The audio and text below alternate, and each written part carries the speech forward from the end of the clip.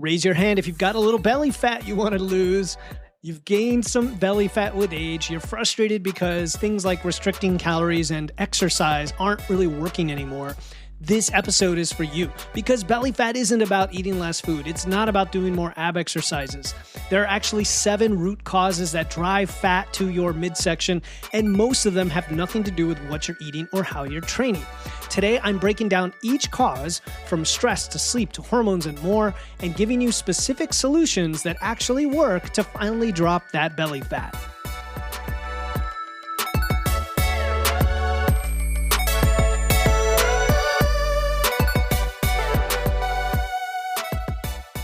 Welcome to Wits and Weights, the show that helps you build a strong, healthy physique using evidence, engineering, and efficiency. I'm your host, Philip Pape, and today we're going to expose why belly fat accumulates in the first place and what you can actually do about it. I keep hearing from people who say they're doing everything right with their nutrition, they're training consistently, but they're still carrying stubborn fat around their midsection. They're frustrated because the conventional path doesn't seem to work. Even if they've dropped some body fat, there's still that extra little bulge in the midsection. And then when I ask what they've tried, it's always the same things.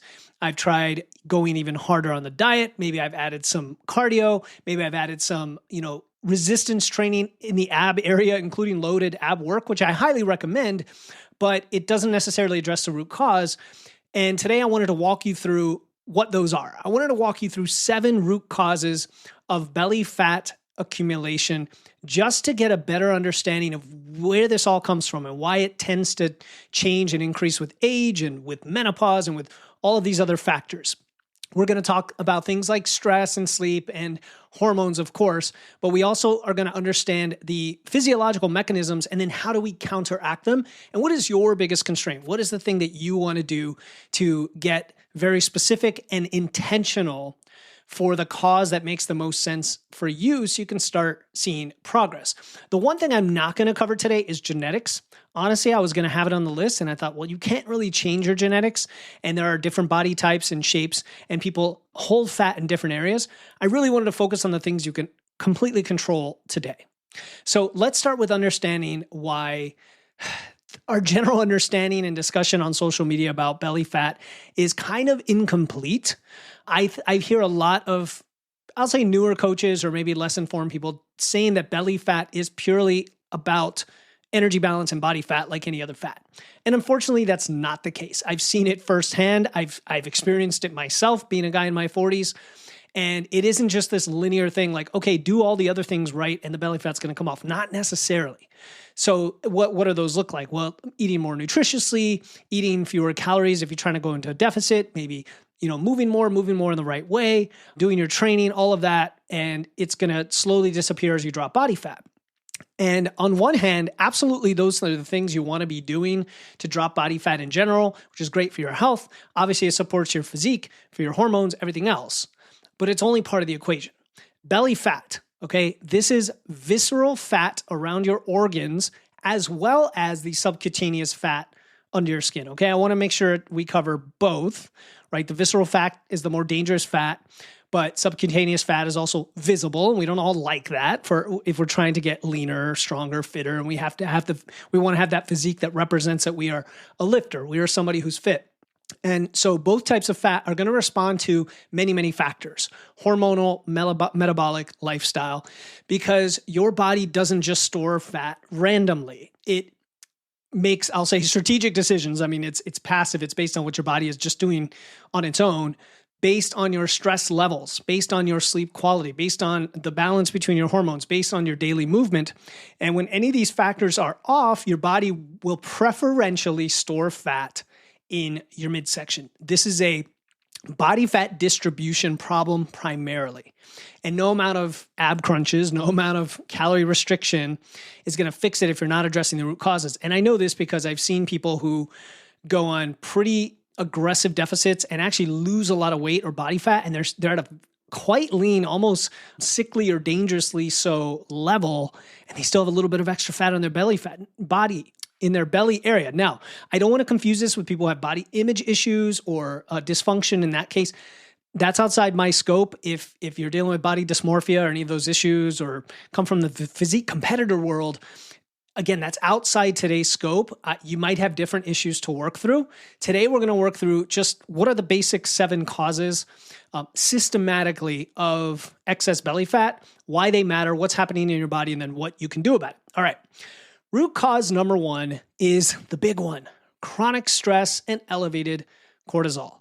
Let's start with this because this is I don't know if it's still overlooked, but most under-addressed factor in belly fat that people maybe want to put their head in the sand about or not sure exactly how to address it, or they kind of throw up their hands and say, well, my life is busy, it's crazy, I'm a parent, I'm a exec, whatever, nothing I can do about it. And that's not true.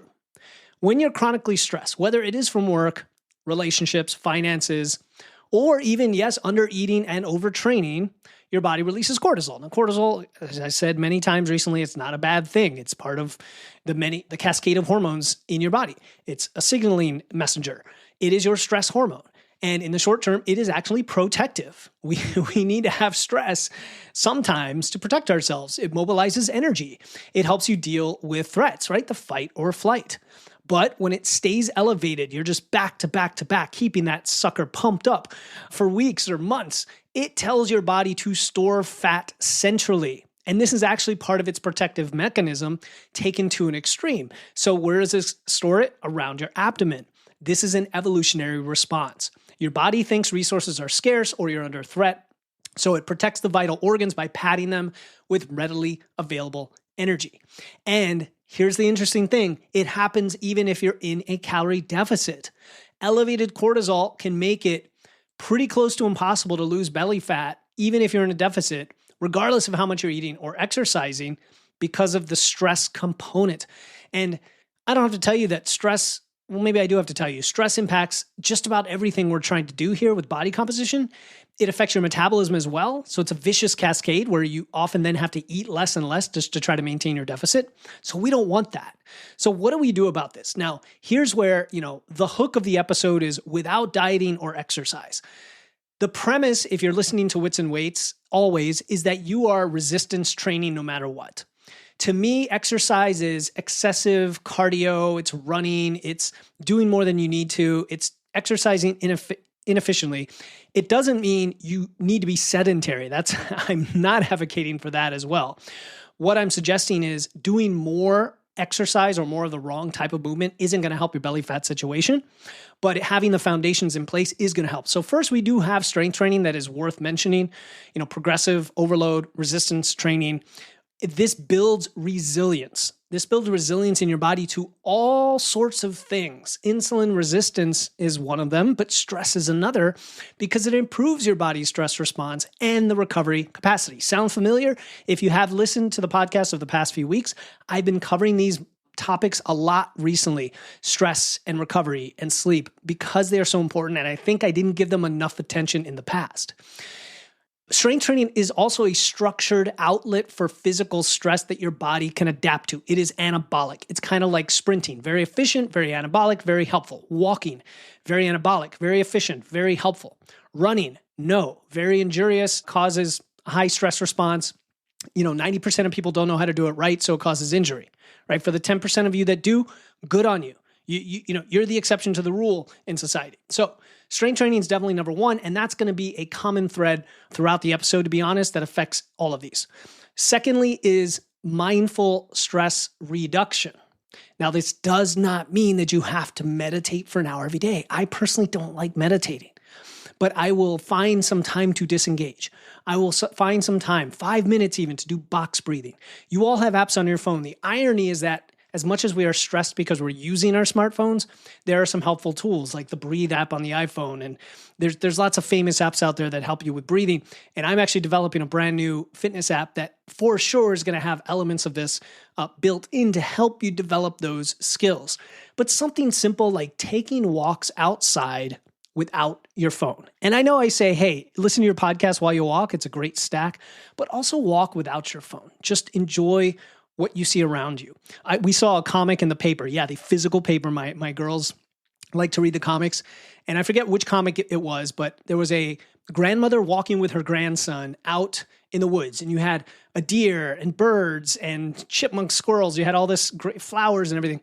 And he was on his phone and she said, can you put down the phone and look at what's around you. And he said, well, I'm going to miss all the cool stuff, right?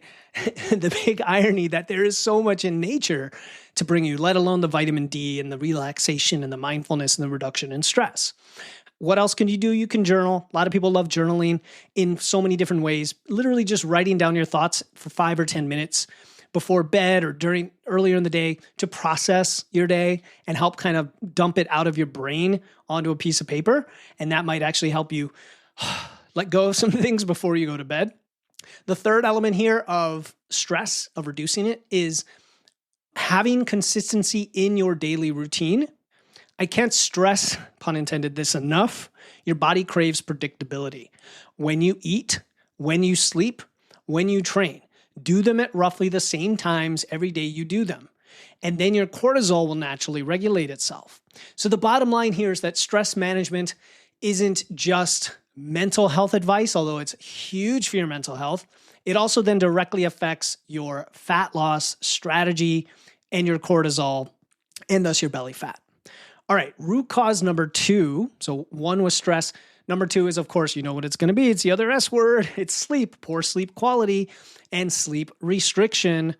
And this, again, is the other big underestimated lever for losing body fat. When you don't get enough sleep or when your sleep quality is poor, you've got those hunger hormones that get ramped up or disrupted, I should say. Ghrelin, the thing that signals hunger, goes up. Leptin signals fullness goes down, right? I've said this many times. Plus, there's other hormones like GLP-1 that get affected. And so you're hungrier throughout the day. You're less satisfied when you do eat. You're like, okay, what does that have to do with belly fat? Well, sleep deprivation raises insulin resistance. Your cells become less responsive to insulin, so your body secretes more to compensate. And guess what? Chronically elevated insulin, in addition to cortisol, is one of the primary drivers of belly fat storage. People who consistently sleep less than 7 hours a night have significantly more visceral fat than those who sleep enough, even when controlling for diet and exercise. Obviously, it gets worse when you're packing on the pounds and a calorie surplus, an uncontrolled surplus, I should say. But even when you're not, or even when you're dieting, even when you're in a deficit, you could potentially, whatever fat you do store or distribute, might distribute preferentially toward belly fat because you're chronically underslept. And I want to add one extra thing. I was reading Scientific American this week, and there's a really cool article about I think it's called the glymphatic system. It's your cerebral spinal fluid. It's this fluid that basically washes over your brain and takes waste away. And it actually becomes more efficient and is used properly when you get enough sleep, because it happens only in certain stages. I believe it's deep sleep, but it's often later in the night. And they found that these brain waves correlate to the fluid pulsing through and cleaning things out. And that could potentially affect everything related to your health and cognition. Sleep is so important. I was talking to my wife this week, and we're like, honey, yes, honey, we need to get to bed in the time we're trying to get to bed. And by the way, no TVs, no phones. Let's agree to kind of hold each other accountable and just relax into that bedtime ritual and then go to sleep and get, that extra half hour can make such a huge difference, right? And the consistency is important too. Even when I'm a little bit deprived with sleep, let's say I'm getting 6.5 hours for a week or two, as long as I'm going to bed and waking up at the same time, my deep sleep and REM sleep are still surprisingly high. But as soon as I get a night that's interrupted, and that could even be in the other direction, like sleeping an extra hour on the weekends, all of a sudden my deep and REM sleep the next night or that night is cut short. You can see this in the numbers. So getting enough sleep is important. It has to be restorative. It has to be quality sleep. You've got to have a bedtime routine, the same wind down activities each night, dimming the lights whenever you can before bed, putting on the blue blocking glasses, potentially wearing a sleep mask, keeping your bedroom dark, cool, quiet, limiting caffeine after 2 p.m., minimizing screen exposure in the evening. You're like, so many things to think about. Pick just one. I think the blue light exposure is probably the big one for a lot of us because we're on our screens or watching TV. And blue light suppresses melatonin, and that makes it harder to fall asleep. So you're just throwing everything off with your circadian rhythm. And then I've mentioned in other episodes, training earlier in the day can be extremely beneficial to people. Late evening training can elevate your cortisol and your core body temperature, both of which interfere with sleep quality. All right. Now, one of the best investments I've made, I talked about recently, is my sheets. And I personally use sheets from Cozy Earth. They are derived from bamboo. And I joked before on another episode, so are my underwear, because you're going to hear this over and over, right? Because they become an inside joke. But I love things to breathe. I sweat really easily. I get really hot. And even in the winter, actually even more so in the winter, when you have the heat on, I find, and my wife's trying to get warm and get all the covers, and I'm trying to stay cool. That's where I get hot. So let me tell you what my thing looks like. Once I get into bed, at worst, I might read a book. I might read a book with an orange bulb, wearing orange blue blocking glasses for about half an hour. Not too stressful of a book, although I was recently reading a Stephen King novel, probably a bad idea right before bed. And I just kind of let my mind unwind. If there's something on my mind bothering me, I'm going to reach over and just write it down, or even jot it in my phone, although I try to have something physical. And then I've got a sleep mask, and I don't do anything for my ears because we live in a very quiet, woodsy area. But if you have street noise, putting something in your ear could help. I don't sleep with clothes on. Some people like to wear pajamas, but even in the winter, I get hot. So I might have the fan on low. Remember, in the winter, you go clockwise to actually spread the heat around. So then that doesn't make you as cool when you turn it on. You get where I'm going. You have to think through all of these things. So then my sheets, the most recent addition is these Cozy Earth sheets, because they're kind of silky, but not hot silky. They're actually very cool silky. I can't really describe it. They wick, kind of like gym clothes that wicks away. I sometimes wear cotton shirts when I use a barbell because the bar sticks better, but I get sweatier. So then I'm like, I want to wear those wicking shirts instead, but then they're slippery, right? Slippery. So imagine that kind of slipperiness and coolness in your bed. So that's why I love the Cozy Earth sheets. This ended up being kind of an ad, but I do support them. If you go to witsandweights.com/Cozy Earth, you can get 20% off with my code witsandweights. So witsandweights.com/Cozy Earth for the bamboo sheets, because if you are serious about optimizing sleep, you've got to go through the checklist of constraints. We talked about this, the checklist of constraints as a lever for fat loss, for belly fat, for cortisol, for recovery. And these are simple, tangible changes that you can make. All right, let's keep going through these. I've spent enough on sleep. I think you get the idea. Go to witsandweights.com/Cozy Earth. Check out those sheets. Root cause number 3, hormonal changes. Yes, this has to be on the list, especially estrogen, testosterone, and thyroid. I would say this is particularly relevant for women going through perimenopause and menopause. And we just had Zora Benemu on the podcast, and she was in our Physique University doing a live Q&A. And she talked about the menopause timeline starting as early as the mid-30s for some women. And so there might be an extended period here where the hormones start to decline, then they start to go kind of haywire, and then they decline again before finally hitting menopause, and they've dropped. And this can affect belly fat massively. In fact, for many people, it is the big driving cause. It also affects men with declining testosterone. It also affects anyone with thyroid dysfunction. There's lots of thyroid issues. My assistant coach, Carol, shout out to you, Carol, in Physique University. She is a hormone expert and has personally dealt with Hashimoto's, thyroiditis, and understands how this affects your metabolic dial, which then cascades to everything else. We're going to talk about that in a second here. Let's start with estrogen. When estrogen drops during menopause, the fat distribution shifts. I don't have to tell women this. You know this. Okay, you've heard about it or you've experienced it. Premenopausal women tend to store fat in their hips and thighs, whereas later in premenopause into menopause, postmenopausal women store it more in their abdomen. You see a change in the anoid-gynoid ratio. You see a change into that different body shape. And this isn't necessarily about gaining more fat overall. That's what's important. It's about where the fat goes on your body. I've had plenty of clients I've worked with, women in their 40s, for example, 40s and 50s, where we dial in all the things and they start to drop body fat and they start to get more muscular and lean and looking great. And yet they still have the belly fat. It almost becomes a little bit more pronounced because now you see that that's the last trouble spot, if you will. Or I'll get people coming to me saying, look, I just have 10 pounds left and it's all in my belly. So if you can relate to this, that's what I'm talking about. Similarly, for men, low testosterone definitely leads to increased abdominal fat and decreased lean mass. Now, there's a chicken and egg here because if you're carrying extra body fat in general, it can also drop your testosterone, and that's a vicious cycle. But testosterone will naturally drop as well. And then thyroid dysfunction. whether that's hypo or hyperthyroidism, directly affects your metabolism and the pattern that your body stores fat in. The challenge here is that the hormonal shifts also make it harder to maintain muscle, right? Cascades. We talk about the knock-on effects of things. I recently talked about performance blood work and how, one cause can lead to multiple outcomes, and multiple outcomes, or one outcome could be from multiple causes. And you have to kind of find out where the biggest of the lowest hanging fruit is. You think about muscle. It's your most metabolically active tissue, right? It burns a lot of calories. It's very active. And if you have less of it, it means you have a slower metabolism, easier fat gain. This also then contributes to your belly fat. So there is a body composition component for sure.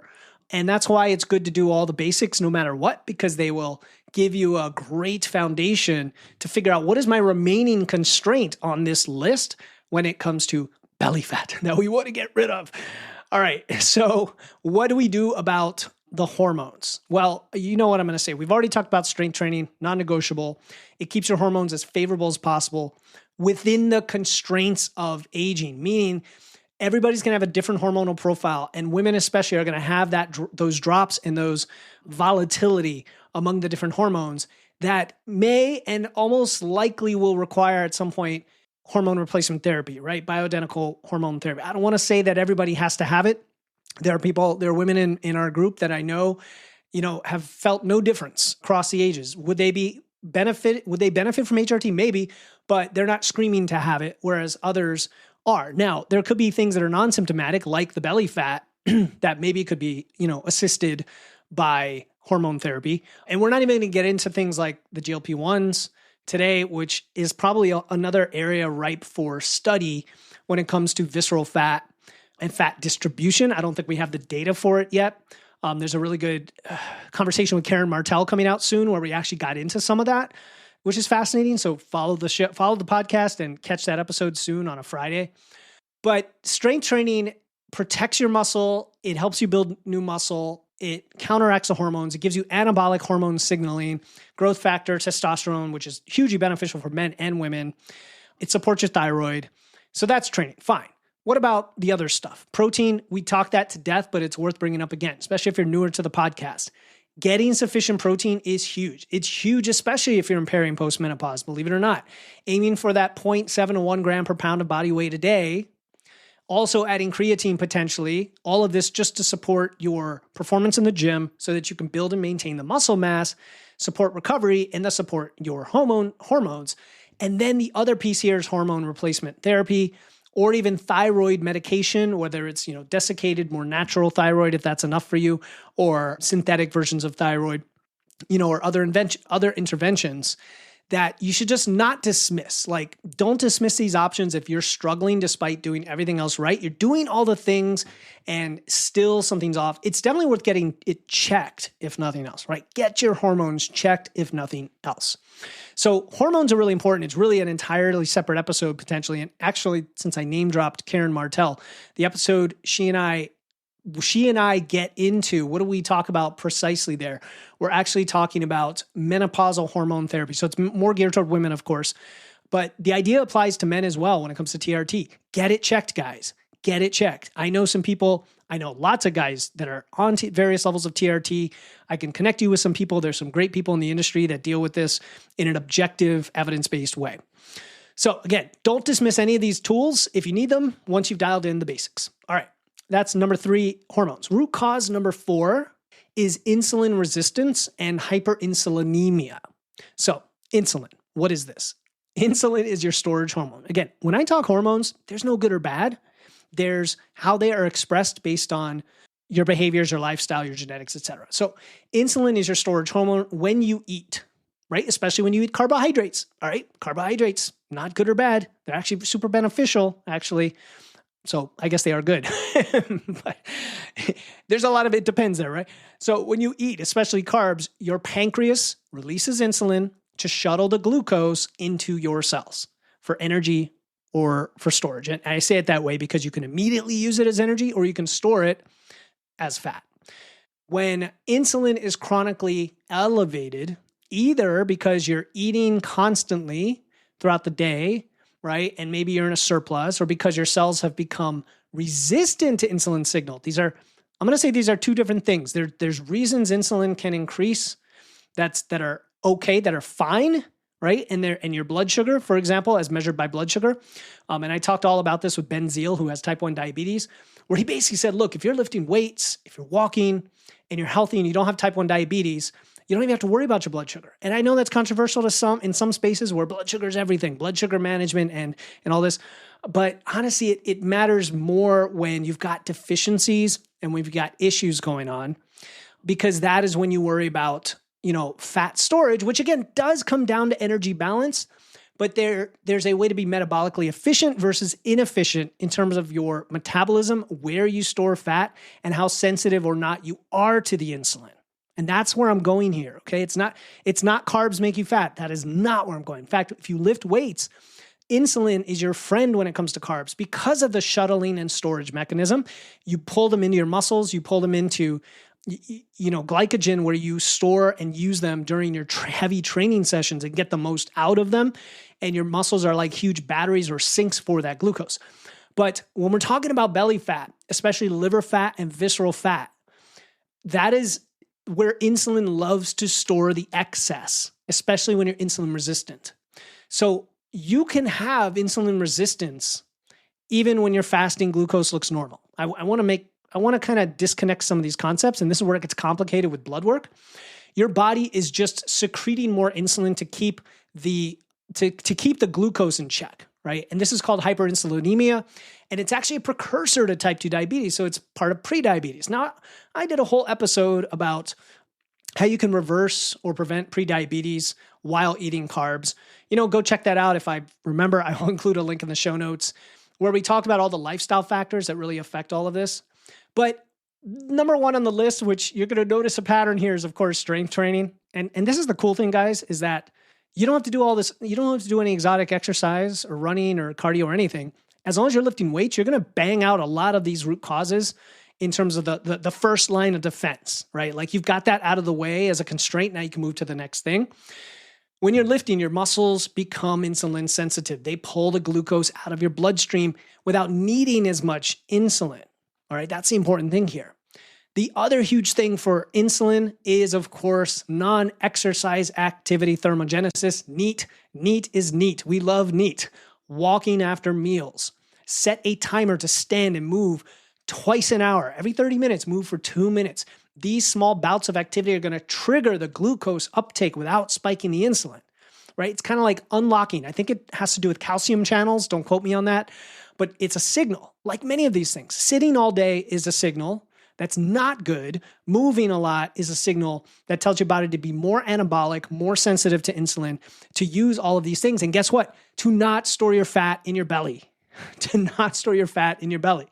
The funny thing here is a lot of lifters I know who are eating properly and they're moving a lot, even when they're in a surplus gaining weight, they gain more muscle that way and not as much fat, and they don't really gain any belly fat. We all gain a little bit of the subcutaneous fat just because of general distribution, but being an active person who lifts weights significantly blunts that uptake so that you can be confident, even in a calorie surplus, when you're gaining weight, that whatever fat you gain isn't going to go, shooting to your belly.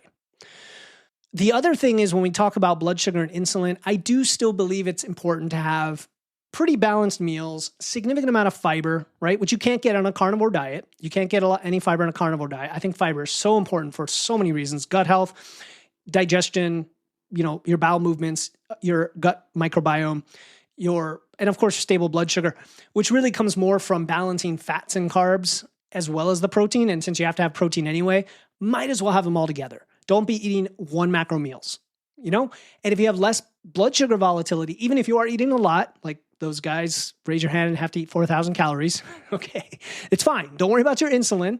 As long as you're eating balanced meals and you're lifting weights and you're using it the way it's meant to be used, you're going to be good. All right, so we are halfway through the 7 root causes. We've covered stress and cortisol. We've covered sleep quality, hormonal changes, insulin resistance, I guess more than halfway. And each of these is creating a physiological environment where your body preferentially stores fat in your midsection. So now let's get to the remaining 3 causes, numbers 5, 6, and 7. Root cause number 5 is a sedentary lifestyle and low NEAT. Now you might think I've kind of already covered this, but we just talked about insulin specifically and what you can do about it. Now I'm talking about the direct impact beyond that of a sedentary lifestyle and not enough movement. Okay. And this isn't about exercise and running and cardio and working out or even training, right? You can train 6 days a week and still be too sedentary. I see it all the time. Guys who, or ladies who have a desk job and they have their training sessions and they're consistent, but then they get 3,000 steps a day. And it might sound crazy, but many of you probably can relate to that, and you almost give yourself a pass because you're like, well, I trained, so I don't have to move as much. Excuse me. Because when you sit for extended periods, your body does a lot of things that are bad, okay? A lot of signaling that you don't want. Your body suppresses enzymes, for example, that are called lipoprotein lipases. And these are responsible for pulling the fat out of your bloodstream and burning it. So you're actually slowing fat burning, essentially, right? And now your fat stays in circulation longer and eventually gets stored, you guessed it, in your belly, all right? Now, you might say, well, isn't it about energy balance? It is, but it's also about which energy systems your body is deciding to use and how your body's deciding to store the excess fat. And when you sit for too long, you're biasing it in the wrong direction toward visceral belly fat. Studies show that sitting time is an independent risk factor for central obesity. That means even if you train and exercise regularly, prolonged sitting is going to promote more belly fat accumulation. Guys, this is such an easy thing to do. To not sit is actually a pretty easy step. Compared to going to a gym and training, it's easy, right? I want you to move for 2 minutes every 30 minutes. That's it. And make it purposeful if you need to. Walk to get water, walk to go to the bathroom, go up and down the stairs, go take a phone call, whatever. Like maybe make it purposeful if you need to, but what's 2 minutes? It's nothing. Gone in a flash. Walking after meals is also huge. Having that 10-minute walk even is going to improve your glucose disposal, your enzyme activity. So these kind of tie together, numbers 4 and 5, with the insulin and with the sedentary behavior. We've talked about strength training to death, but having a higher metabolic rate because you have more muscle mass is going to, help you burn more calories in general with that higher metabolism, just put you a little further away from my body needs to store fat, and so it's going to store fat in belly mode, right? So your training session is important, but what you do the other 15 hours of the day, or sometimes 16 or 17, it matters just as much, if not more, for losing belly fat. All right, root cause number 6 is aging and sarcopenia. Now, I mentioned I wouldn't discuss genetics, and I also am not talking about just aging in and of itself. I'm talking about what comes with aging when you're not intervening, which you know where I'm going with this. Muscle loss that comes with aging is massive. Starting around age 30, you lose about 3 to 5% of your muscle mass per decade. For women, I shouldn't say for women, men and women, it could be up to 8%. Let's just put it that way. There's a lot of controversy and debate around, okay, women in perimenopause actually lose it faster. And some evidence suggests that does happen, but there are also a lot of women that kind of lose at the same rate. So I don't want to fearmonger or say something that isn't accurate, but it doesn't matter. You're losing a ton of muscle mass no matter what, okay? And less muscle mass means a slower metabolism, less glucose disposal, lower calorie burn, more fat storage. And so as you age, that alone is going to cause you to preferentially store fat in your midsection. We've already talked about lifting weights so many times today, but remember, when you lift, it has to be progressive. It has to be with heavier weights, more volume, greater intensity or difficulty over time, some way that challenges you each time you go in the gym more than you did last time. Protein intake, we've discussed, it overlaps with this one as well. The older you get, generally the more protein you need to stimulate muscle protein synthesis effectively, because we get a little less efficient with age. So, bias toward higher protein as you age. We talked about potentially creatine supplementation. There's other nutrient supplementation that we didn't even get into. But in general, the goal isn't here to stop the clock on aging, literally. It's to figuratively and functionally slow the aging process, primarily by focusing on muscle mass, right? Because that just makes aging so much harder on your body composition, your belly fat. Now, if you're already in your 40s, 50s, or 60s and you haven't been doing it, well, start. There's a lot that gets reversed. There's a lot you can do. And I've heard people call in, listeners and clients, say, wow, it's incredible how just the lifting weights part starts to shift that body fat distribution favorably. And it even causes you to because you have more muscle mass, stretching out your subcutaneous fat, there's some physical benefits, just from a physique perspective that start to appear even when you don't change your body fat. Sometimes you have more body fat, but you also have more muscle mass. It's kind of amazing. All right, root cause number 7. I had to mention it. It's alcohol. Alcohol has several very important mechanisms that promote belly fat. Here's another, I'll call it an easy one, right? If you're, this is not addressing alcoholism or addiction per se. This is just social consumption of alcohol, which for many of you, it's way too much of it. And some would argue too much is more than zero, especially with the recent study that got buried effectively by the government. Now, that sounds like a conspiracy theory, but I'm going to do an episode at some point about the alcohol health study that was public. You could Google it right now. You could see the study, and it was basically prevented from being transferred into updated guidelines for how many drinks you can have a day before it becomes injurious, before it becomes a problem. And what they found is that more than one drink a day starts to have serious negative health consequences over time and has a much higher correlation with all-cause mortality. We used to think 2 is fine a day. Now we know it's barely 1, if that. If you're, smaller, petite female, whatever, maybe half a drink a day starts to be not a great thing. And that's over the long term. But even in the short term, alcohol definitely affects belly fat. Your body is going to prioritize metabolizing the alcohol over everything else when you drink it. And so when you drink it, your fat oxidation temporarily is suspended, right? So the calories from alcohol get used instead, and nothing else gets used. So I don't want to fearmonger here and say that it's going to cause you to store even more body fat. It's still energy. It's still calories. But your body has to burn those alcohol calories first because it's a poison, it's a toxin, and it needs to clear those out through your liver, right? Our natural detox system.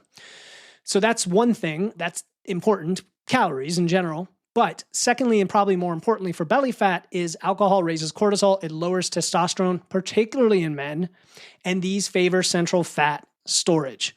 And then third is that it's not satisfying to drink alcohol in terms of your hunger. In fact, you probably end up eating more. You get munchies, you get hungry, right? You drink 150 calories from a light beer or whatever beer, and then you're hungry afterward. Comparing that to like if you had 150 calories of chicken breast, it's going to leave you full, right? It's a simple satiety equation, which causes you to eat more food and then store more that way. Again, that's energy balance, but it's still part of the equation. So what do you do about this? Well, it's pretty straightforward here. You're going to cut the amount or the frequency of your alcohol. And, wherever you are today, start there and shift. If you drink every night, take 2 nights off a week, right? I used to drink every night. I used to have a glass of red wine every night and then beer on the weekend. And then I switched to just beer on the weekend.